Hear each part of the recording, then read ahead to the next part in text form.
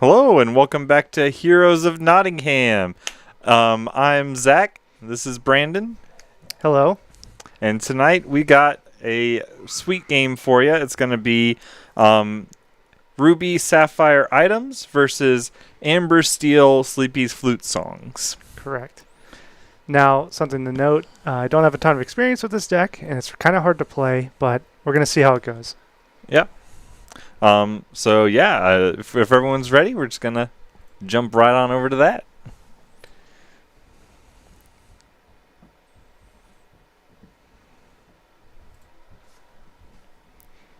All right, so here we are. We're getting some shuffling up done, finishing that up, and we're gonna get started. Always good to just get a good amount of, especially when you're building new decks and trying them out, to get that first big shuffle going on and get all those cards mixed around. Right. You said you just put it together. The cards were pretty clumped, so we took our time getting this thing shuffled. Yep. As someone who's been playing a lot of this Ruby Sapphire deck, I feel like the Sleepy's Flute can be really hard to interact with and really hard to race, because eventually it gets to the point where you can kill everything the Amber Steel deck is playing, but they have two flutes and they just play a song every turn and quest for two, and then you have to try to just hope that you can get a clock going that's good enough, and you have to just kind of get there, and they can kind of eke out a lot of the wins that way. Also, Whole New World is just brutal sometimes. It's just a very different style of deck compared to most of the other decks that the control decks are going to be geared towards, because this deck is relatively light on characters, and the Sleepy's Flutes require item destruction, which is not super common in really any deck besides a steel deck, so it just presents a challenge for them that they just cannot deal with. Yep. So we're taking some mulligans. Looks like I've got quite a few Mauis, but I also have one jump ahead and Fishbone Quill, which is exactly what you want to open with. You always want to go ramp into ramp. Get you to 5 mana on turn 3, and then being able to hold New World on, or be prepared on turn 4 if you need to do it, which is pretty awesome. My hand has got 2 Aerials, a Robin Hood, 3 removal spells, and a Whole New World. No Sleepy's Flutes, which something to consider if you decide to pick up this deck is you need to mulligan those Sleepy's Flutes. You just have to. Yeah, you cannot find those off of Aerial. It only finds songs, so you're gonna have to naturally draw those either off of your Whole New Worlds later on, or just through drawing through your deck, and so you want to try to mulligan for those aggressively for sure. There we go on a 1 jump ahead, already on 3 ink on the play versus just a Robin Hood. There's a quest for 1. Right. And I've just drawn a second Whole New World. Here comes Fishbone Quill. Gonna go ahead and ink with that. And then we're going to ink a actual card, Fishhook, and then we're going to do another 1 jump ahead, up to 6 on turn 3. I feel like you're probably playing into the fact that you know a Whole New World's coming with how aggressive you're inking, maybe, or is that just your normal game plan? I think that is mostly the normal game plan, just getting as much ink on the table as fast as possible, because your Flavershims are going to keep drawing you cards eventually anyway. But you do get the added benefit of knowing that for the most part, you are going to have to Whole New World me at some point, probably. Yeah. Okay. There's a Sleepy's Flute in this aerial pile. That's unfortunate. Going to go to the bottom. Take this. It's kind of like I could just not, because I know I'm going to Whole New World it away anyway, considering you don't have any characters in play. Yep. But another quest for 1. The only thing I can ink is my other aerial, which isn't great. Yep. And that is the interesting part about this particular build with Sleepy's Flutes. You're playing like 22 uninkables, a large amount of uninkables, but they're all very powerful cards, and cards that you need to, like the Sleepy's Flutes, that you need to win the game with. There's another Fishbone Quill activation, and then just to be prepared, clean that up. We're at 7, you're at 3. I think that we're in a pretty good spot. Right. So we'll see what we get off aerial. That's a nothing. Yep, that's fine though. And then, yeah, I should definitely ink the Cinderella. Okay. And now you're pretty much free to do whatever you want. Yep. Another Fishbone activation into a Mickey Mouse. Mickey Mouse, pretty good in this deck. I'm trying it out, mostly because of the synergies with Lucky Dime, but it is a little awkward into And Then Along Came Zeus, of which this deck is playing the full 4. Right. All right, Grandma Tala. I've also been really, really enjoying this card lately. We're going to take a big dragon off of that. Basically, just more... It's something that can actually challenge. Like, this aerial is not as impressive in the face of a Grandma Tala. You have to be a little bit more careful about what you're singing and what you're tapping. And also just more card selection and getting through the deck is always a good thing. Right. And here I decided to play Let the Storm Rage On. Maybe it was just better to play A Whole New World anyway, but we get rid of Grandma Tala. We have a handful of uninkables, including 3 Whole New Worlds at this point. Yeah, that's not exactly how you draw it up, but you know, it is what it is. If you had a flute, like this would be going pretty well. True. Yeah, that's on the bottom of my deck. Yeah. All right, there's a Maleficent. Getting rid of that, and then here comes Along Came Zeus. Probably ink the queen. Yeah. Yep. It's an interesting choice. Like, it gets a character on the table, but like with no uninkables, you're trying to win a whole new world sooner rather than later, and I'd also let you do this: get Hades plus get Ariel back, and you drew another inkable, so you can do all the things. Yep. Play out Ariel. See what we get. Bare Necessities is okay. You don't have a hand. Actually, you have 1 card in hand, so maybe not great, but why not? You know, Be prepared. Right on time. Bare Necessities. Okay. So you wipe the board. You have 1 card in hand. It's a dragon, right? No, we played the dragon. We played the dragon last. Right. We're gonna see what it is. Oh, it is a dragon. Okay, dragon. All right. Sure. Ink it, play it, whatever. Well, whatever. Get some value out of it. Yeah. Get it on the table. You're going to run out of Along Came Zeus's eventually. That's so. True. Oh, there's another one. There's another Sleepy's Flute, too. Yeah, and that Sleepy Flute also going to go on the bottom, but another dragon. And I think that was the story of this game, is like not having one of those Sleepy's Flutes or 2 of them in your opening hand is what really kind of made you sputter out, you know? Yeah. Like, if you would have had... Now, if I was gaining a point or 2 every single turn, we're talking about a completely different game. Yep. All right, so... should probably just ink the queen and go ahead and just fire off this Whole New World. Oh, okay. I don't know what I'm doing. I don't know why I did that. Why'd you do that to me? You go to 1. Yeah, we got to start winning the game eventually. And there's another Mickey Mouse. I'm currently trying out 3 dimes and 4 Mickey Mouses alongside the 4 Tamatoas for just a very, very over-the-top in-game where we're just, once we gain control, we're just kind of slamming the door shut really quickly. There's the Lucky Dime getting discarded. But that's okay. We never mind those getting discarded because Tamatoa can just bring them right back. Yeah. Okay, we have the World's Greatest Criminal Mastermind for the Mickey. A couple characters. There's the 4th Whole New World. Still no Flute.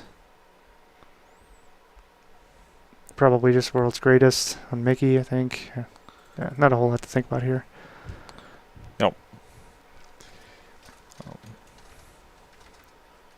Can't really even quest because of the Medusa. Right. And now we got a full grip to work with. You have a dragon, looks like. Yeah. Queen of Hearts, Grandma Tala. Gaston, Fishbone, Tamatoa. Get back to dime.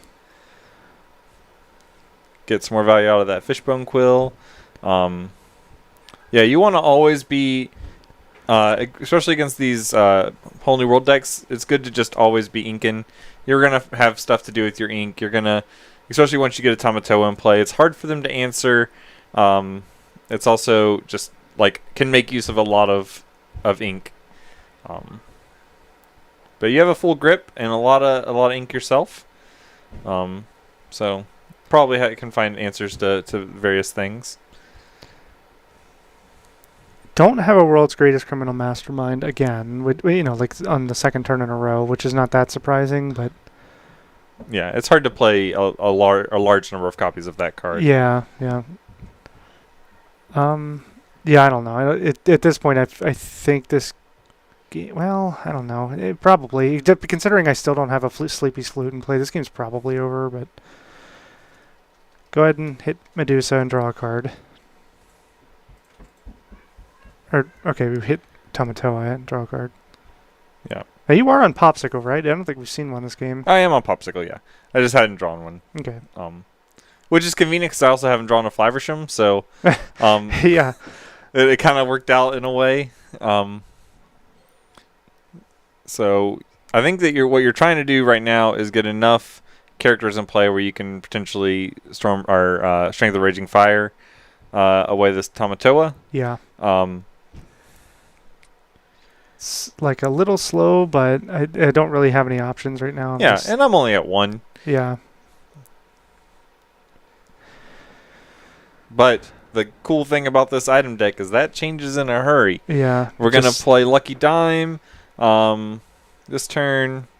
There's 7 for the dime. There's Flaversham too. Yep. So that means that we get to quest for 4 plus 2 more from the dime. So 8, 9, up to 10 with the Medusa. Another ink. Ink Gaston's aggressive. So don't you want to quest with Tamatoa first to get an item back? There's no other items in my graveyard. Okay. So that is up to 5. Get rid of that with Flaversham. Draw 2.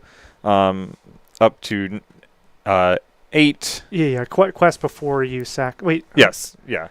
I was supposed to quest before, so it's should be up to 9. Okay. And then 10 total. But if it's just 9, that's also okay.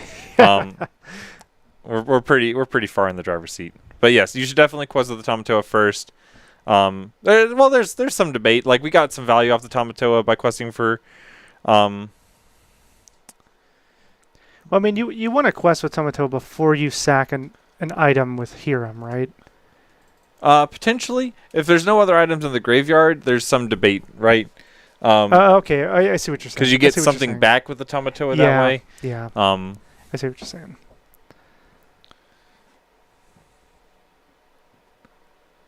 So instead of playing Robin, I'm going to shift Robin and then throw Queen into, one of the two of them into Tamatoa to finish him off. Probably just... There's either a challenge or a challenge seeing grab your swords line. If you challenge and sing grab your swords, okay, just draw a new card, draw new hands. Yeah.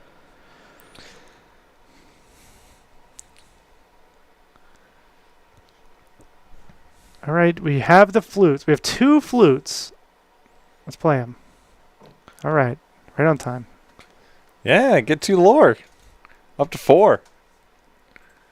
With 1 ink left, just throw the queen out there, maybe? Probably. Not really any reason not to. Like, be prepared is not the best for me either, really. Like, because now you have 2 flutes. They're still a long ways from winning the game, but if I can somehow manage the board forever, there's a chance. So there's the popsicle.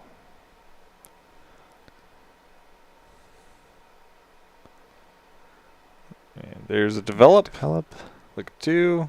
It's got to be the 4th dragon, I think. Seen so many dragons. Then here comes a dragon. Dragon Robin. And 2 ink left for a Lucky Dime activation for 2 free lore. Up to 14 total at the end of this turn, probably. Or just, Queen of Hearts. Make sure nothing bad can happen to us. That's also fine. Okay. And quest for 2. Get rid of Popsicle to draw 2. Yeah. And I can feel completely free to draw as many cards as I want now, because I know you have no Whole New Worlds left. Right, yeah. There's some amount of managing you want to do as you're playing against these Whole New World decks. You don't want to go overboard with drawing cards, because that just gives them extra free value. If you got up to like 10 cards in hand and they Whole New World you kind of discarded 3. There's Bare Necessities. It's going to develop your brain, because that's the only hit. Everything else, we got a couple things. It's a pretty stacked hand. I'm just kind of like, well, doesn't really matter.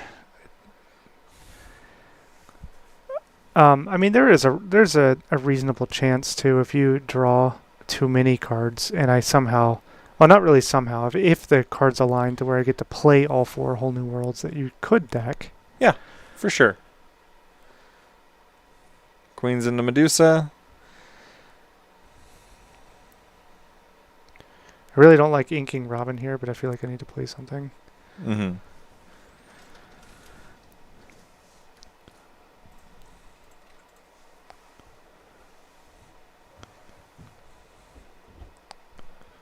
Yeah, I mean, Right. both of our decks, I'm pretty sure both of our decks are very little, like low at this point. Yeah. 15 or so, maybe. And there's Gaston. Gaston's great for finishing the game with the dime, getting to quest for 3, up to 15. So we got 17, up to 17 on the board. Ink, play another Gaston just to make sure that we've got the game next turn. Get to pick another Gaston. Another Gaston up just in case. Yep, and go up to 17. So everything on our board is basically lethal. You'd have to kill both Gastons and another character and hope I don't have anything. Attack there, gain 2. We'll shoot Gaston. This is just playing it out. There's not really anything going on here, but yeah. Take out Gaston. Gain 2. Yeah, gain 2. Play Cinderella, right? Do I have enough?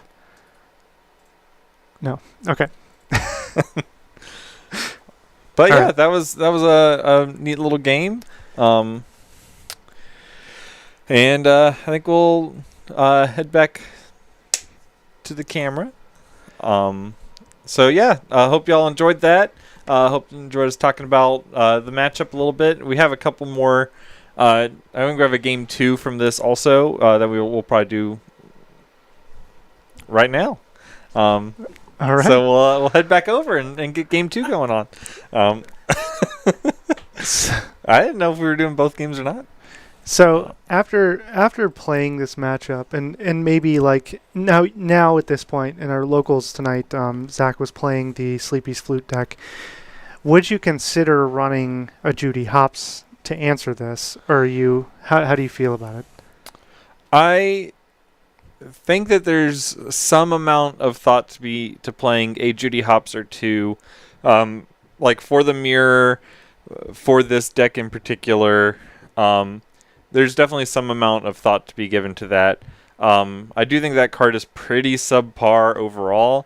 So I think that the build that I'm playing now, I'm just trying to take control of the game and hope that with the Mickey Mouse Brave Little Tailors and the Tamatoas and the 3 Lucky Dimes that I can just turn the corner so quickly that it's fine. I turned the 3-turn clock I had previously into a 2-turn clock is the goal. Okay. Looking at my hand, I kept another bad keep. Again, just inexperience with it. I kept 2 1-drops instead of looking for Flute, which I don't think you want to be doing that. Yeah, it is Interesting mulliganing with the Steel Song deck. You have to be careful. I had a game tonight where I kept Flute, Aerial, because those are the two best cards. Mulliganed everything else to try to find early interaction, and drew 5 uninkables. And so my hand was Aerial as an ink and nothing else. So I definitely just immediately lost that game. So you definitely want to be careful. You might want to hold just some inkables just to play. Just know that those are going to be like land drops per turn. Just to be on the safe side. Okay. And here I'm inking Bare Necessities because I don't have any other inkables in my hand. So maybe unless no, it's just Aerial. But I don't want to. I'd rather ink Bare Necessities than Aerial. For sure. So you get the 1 jump. Yeah. And that's the play you want on turn 2 always. I've seen some lists playing 2-drop Grandma Tala still. I don't actually think that card is good enough. 2 Sleepy's Flutes to the bottom. Unfortunate. All right, let's see what the follow-up is over here. Inking a Flaversham and playing a Flaversham. Mm-hmm. Draw 2. So this is a relatively good Whole New World turn. Knowing that you just drew two new cards. Yeah. Yep. There's a chance that there's you might want to play something like the Along Came Zeus first, but seeing what you draw on the 7 and getting more board is also a good strategy. Maybe I hit Big Robin and I can shift Big Robin. Yeah. All right, so let's see what you drew. All right. A lot of characters. Okay. Basically all characters. All right, and let's see what the follow-up is. Yeah, just play another Robin Hood.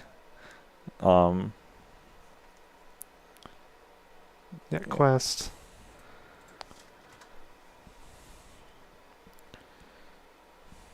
Maui Aerial. Got to get that off the table for sure. That's definitely the best card in the deck. Quest for 1.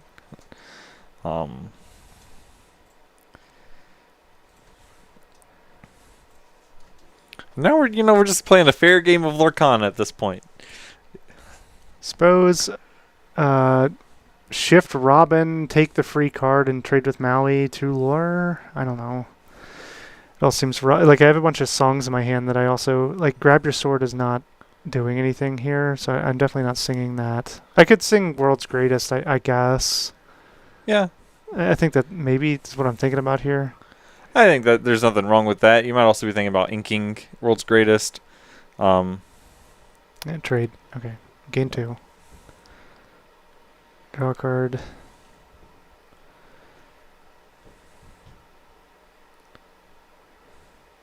Okay, I've got the other Shift Robin in hand. Yeah, pass. I don't know.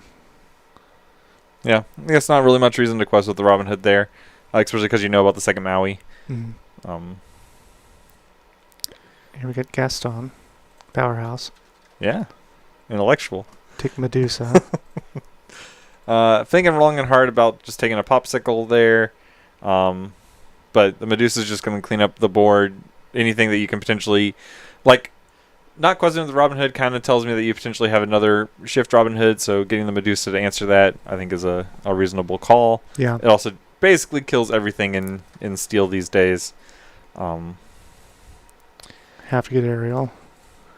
I don't know if there's a better choice in this deck, right? Just Ariel or Cinderella, maybe 7-drop Cinderella. There's been a couple times where I've wanted to get something besides Ariel, but I think the vast majority of the time it's going to be correct to get Ariel. Because Ariel leads you to songs like Whole New World and lets you kind of just do your powerful things. There's been a couple times where I've had a shift target in my hand, and I've gotten the other half from the graveyard. Okay. Okay. Yeah, go ahead and get rid of that Robin Hood so there's no potential shift happening next turn. Quest for 4. Yep. Up to 5. Send it on back. Madame Medusa. That card has been such a powerhouse in set 3. mostly against steel decks. People are having to build their decks in almost completely different ways. Queen had kind of fallen off and has come back. There's another Sleepy's Flute. Now you're just showing them to me. Yeah. But just so many of the big time characters in Lorcana right now have 3 strength. Sorry. Yeah, basically all the steel threats that all the Robin Hood, Beast Tragic Hero, Stitch Rockstar. There's just so many staples in some of these decks that it just removes for free. Mm-hmm. Another Hades. Let's see what we're getting back. Big Robin. Yeah, that's fair. Just try to overwhelm with power cards. It's completely fair. Yeah, you've got Scar and Be Prepared. You've got answers to... I think you have the answers to get this one. I don't think you're too worried about much here. Yep. Quest for 7. More. Oh, so yeah, 5, sorry. Play Tamatoa. Yeah. Yep. Get back a Popsicle. Alright, so it's 3 to 10. 3 flutes on bottom. Oh, hey, flute. Yeah. Get it in play. And you have the World's Greatest Criminal Mind to answer the Tamatoa. And grab your sword. So, like, this turn isn't... It's an okay cleanup turn. Yep. So... 1 sings, grab, 1's... Oh, okay, so I'm going to use the 2 strengths. I don't know if this is right. Like, I'm holding the World's Greatest for the next Tamatoa that I think you have. I'm just going to... fire these off to take out Tamatoa. Trade with Gaston. Yeah, and then I only have 2 on board. And I can understand wanting to save the World's Greatest for the second Tamatoa whenever you're like, I'm going to be using my spells to clean up this board anyway. Like, all my songs are kind of just going to be used throughout this turn. So being able to clean up the next turn. It is a little unfortunate to leave the Medusa there. But Scar, cleaning that up nicely also. And honestly, I think that's fine. I mean, it's a 2 for 1, but it was a 7 cost 2 for 1. Yeah. That's basically my whole turn at that point. Okay, so you're up to 12. A little behind with the flute here. Yep. Once again, if you had 2 flutes, this game would have been completely different. Mm-hmm. So play Robin Hood. Probably just play the Queen, whatever. See what you got. I believe you have Gaston in hand. I think that's probably what you play first, right? Oh no, you have just to have a dragon. Yeah. Yeah. Okay.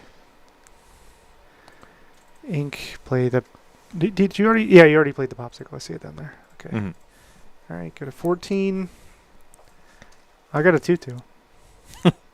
Yeah, you gotta trade for a Medusa. No, hold on. I've got a 4/3. I'm gonna get Hiram. Yeah. Take him out. And then World's Greatest. Yeah. Get rid of dragon. Yep. Sleepy's Flute up to 5. There we go. But empty-handed. Empty-handed. I think you have like 4 cards. It's kind of hard to tell. Yeah. Leaning back a little bit, but I'm pretty sure you have multiple cards in hand. I agree. I definitely have multiple cards. But yeah, Gaston. What do we get? Here, Fishbone. It's kind of tough. You either take the hero or you take the items you need. Yeah.